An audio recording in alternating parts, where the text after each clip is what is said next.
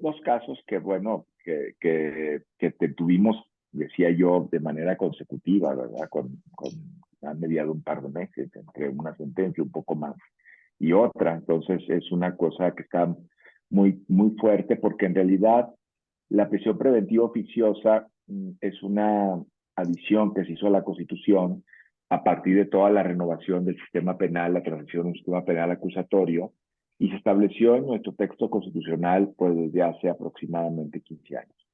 Y esta idea fue la redacción, digamos, del texto constitucional en medio de todas las garantías del debido proceso penal, está la imposición de esta medida cautelar. Y es una previsión de norma prescriptiva, de código, en donde se dice por qué delitos el juez debe ordenar con ese verbo, ordenará en futuro. La regla dura, la prisión preventiva oficiosa. Esta disposición constitucional luego se ha trasladado al Código Nacional de Procedimientos Penales, que ese código me parece que está muy bien porque en realidad nosotros funcionábamos como una federación con códigos, o funcionamos aún en materia civil, familiar y penal sustantivo, como una federación con código penal federal y código penal de las entidades federativas, antes con código federal de procedimientos penales y códigos estatales. Ahora tenemos un gran código nacional de procedimientos penales y en una disposición pues se traslada todo esto de la Constitución para decir en qué delitos. De manera que la Constitución se replica como si fuera código, ¿no? Lo más grave es que en 2019, por iniciativa también pues del partido que está en el gobierno y que ha tenido pues control de las cámaras del Congreso, mayoritario, decidieron adicionar a la Constitución una lista más engrosada de delitos para que proceda a la prisión preventiva oficiosa. Que delitos gravísimos, ¿verdad? Tortura, desaparición, delitos de corrupción, etcétera. Y añadieron un dispositivo al final abierto porque dice que cualquier delito que la ley estime que atenta contra la seguridad nacional. Entonces, a partir de eso, pues tenemos esta restricción cuya valoración en términos de los derechos restringidos, cuya valoración en términos de su proporcionalidad no había sido dada.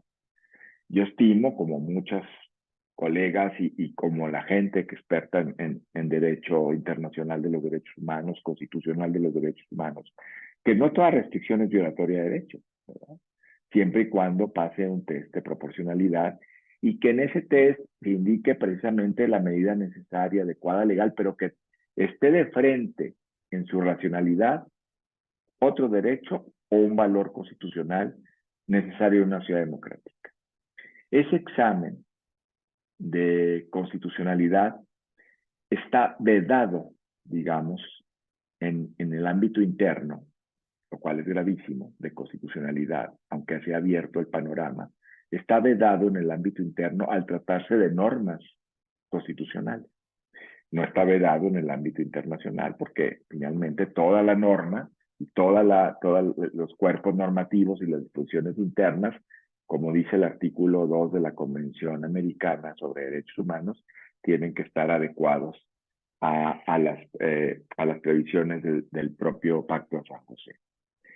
Entonces, pues sobre este tema se ha discutido mucho, efectivamente se pensamos mucho que esta prisión preventiva con carácter oficioso, es decir, no meditado, no razonado por el juzgador o la juzgadora a la hora de imponer la medida cautelar, era de suyo una violación a los derechos humanos, concretamente al derecho de libertad personal, al derecho de presunción de inocencia y, como nos acaba de decir la Corte Interamericana, pues también a las garantías del debido proceso y también a la igualdad frente a la ley y a la no discriminación frente a la misma.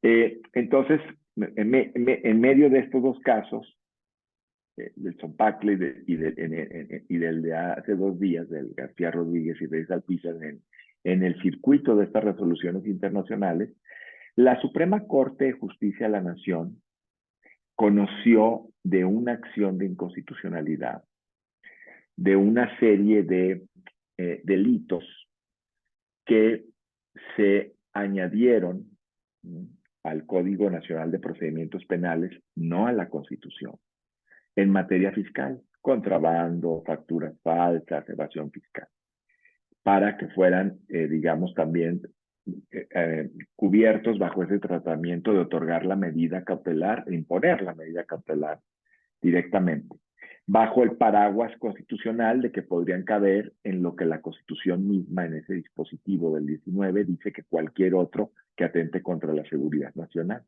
¿no? Como mucho en esta hora, en este periodo del gobierno mexicano, pues la seguridad nacional está sirviendo para tapar muchas cosas, para generar opacidad, para evitar información, para evitar rendición de cuentas, para evitar la militarización que se está dando en tantos ámbitos de la vida civil, de la vida pública. Y entonces la Corte Mexicana sí pudo entrar a conocer de la acción de inconstitucionalidad al estar estos tipos penales, digamos, descritos en el Código Nacional de Procedimientos. No en cuanto a tipo, porque eso es la legislativa, me hago la corrección, sino la conducta como propicia para establecer la medida cautelar de prisión preventiva oficiosa. Y la Corte, voy a ser muy sucinto porque es un caso que fue complejo y desnuda de capa abierta a la Corte y a sus integrantes en las grandes áreas que han tenido de su formación jurídica y de su posición frente a los derechos humanos y frente al control de constitucionalidad. Pero realmente el caso se dividió en dos grandes sectores, aquellos que dijeron no hay que tocar la Constitución, no podemos tocar la Constitución, no tenemos facultades como Tribunal Constitucional para controlar la Constitución con respecto a los tratados. Yo diría controlar la Constitución con respecto a sí misma, ¿no? Porque finalmente son derechos humanos que están en la Constitución ampliada de conformidad con los tratados. Ese es nuestro tratamiento del bloque de constitucionalidad. Pero tampoco en esa manera. La Constitución frente a sí misma tampoco. Y otra ala de la Corte que dijo sí podemos. El artículo primero es una previsión que tenemos que acatar de establecer la interpretación de los derechos frente al bloque de constitucionalidad, y este bloque no resiste la prisión preventiva oficiosa frente a este bloque de derechos. Por lo tanto, tendríamos que establecer, había dos líneas dentro de esa área, una preferencia interpretativa en un sentido de la previsión del artículo 19 de la Constitución o una preferencia aplicativa en favor de los derechos. Lamentablemente, esta consideración de la Corte no salió adelante, sino que la mayoría se inclinó por desestimar esa parte, digamos, de los delitos en materia fiscal del Código, pero que no tenía soporte en la Constitución. De manera que la Corte Mexicana se quedó sin el análisis de la interpretación del artículo 19 porque se restringió. El self-restraint tremendo, ¿no? En el sentido de poder conocer y establecer lineamientos y contraste interpretativo y destinos de antinomias en la Constitución, que de suyo las hay, y no pocas en la Constitución mexicana.